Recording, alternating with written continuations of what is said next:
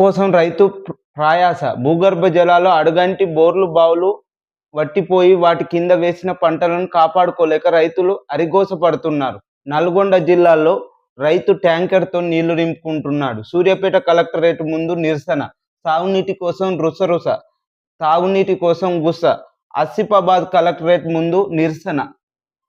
ఎక్కడికక్కడ పంటకే నీళ్ళిస్తలేరని ధర్నా చేస్తాలనుకున్నాం. కానీ ఆదిలాబాద్ జిల్లాలో తాగునీరు కూడా అందించని పరిస్థితిలో ఉన్న రాష్ట్ర ప్రభుత్వం. ఈ రాష్ట్ర ప్రభుత్వం ఏం చేస్తుంది? చేతగాని ప్రభుత్వం ఎందుకు ఉండాలి? రైతులకు తాగునీరు కూడా అందియని ప్రభుత్వం అద్దు అని ధర్నా చేస్తున్నారు కలెక్టరేట్ ముందు ఎక్కడికక్కడ. చూసిర్రు కదా, రైతుకు పొలానికి నీళ్ళు అందక ట్యాంకర్‌తో తెచ్చుకొని నీళ్ళు నింపించుకునే పరిస్థితి ఉంది.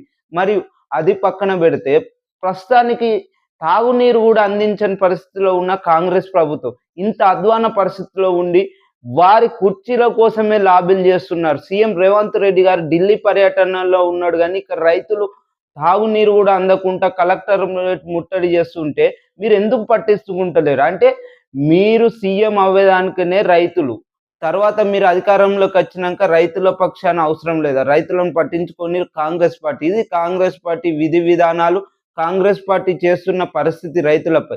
ఎందుకు ఇంత కక్షపుడు?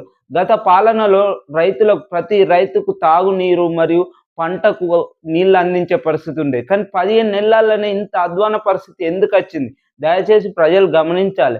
ఇది కాంగ్రెస్ వైఫల్యమే. అంటే వీరికి చేతగాని ప్రభుత్వం కాబట్టి చేతగాక వీరు ఇలా చేస్తున్నారని తెలియజేస్తున్నాం. ఎందుకంటే నీళ్లు కూడా అందని పరిస్థితిలో ఉంది. అంటే తాగునీరు కూడా ఇవ్వని పరిస్థితిలో ఉందని తెలియజేస్తున్నాం. ఇది రాష్ట్రంలో జరుగుతున్న కాంగ్రెస్ పాలన నిదర్శనం అని తెలియజేస్తున్నాం.